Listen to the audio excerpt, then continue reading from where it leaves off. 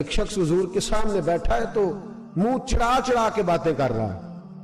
کچھ لوگ نقلیں اتارتے ہیں اور بزرگوں کی نقل اتارنا اور بزرگوں کی توہین کرنا یہ رب کو سب سے ناپسندیدہ فعل ہے.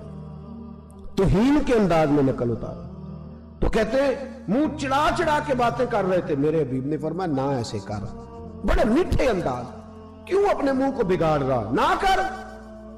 کہنے لگا جی ہے ہی ایسا.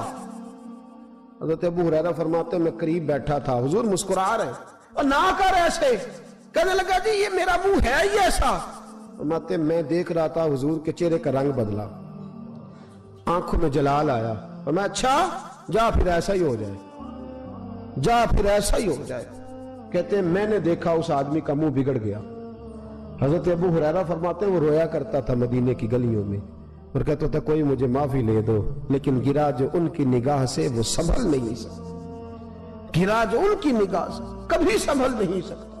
کوئی ایسا کام نہ کرے, کوئی ایسا کام نہ کرے, کوئی بھی, جس سے حدیث صحیح میں موجود ہے بنی اسرائیل کے ایک شخص نے اپنی ماں سے بد دعا لی تھی اور عابد زاہد تھا, لیکن ماں کا نافرمان تھا تو اماں نے کہا جا مرنے سے پہلے تو آزمائش میں مبتلا ہو جائے. رب کی خفیہ تدبیر سے ڈرنا چاہیے.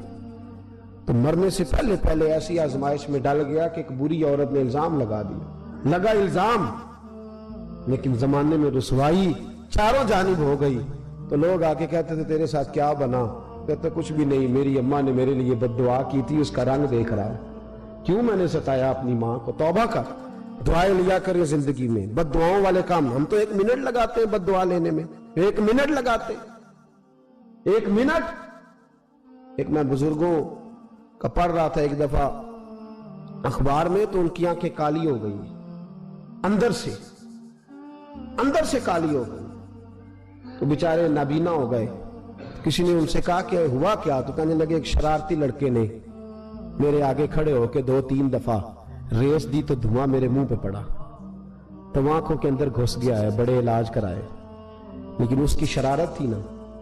تو وہ کہتے ہیں میں تو یہی کہتا ہوں کہ اللہ کرے تجھے بھی کبھی یہ معاملہ ہو, تجھے پتا چلے.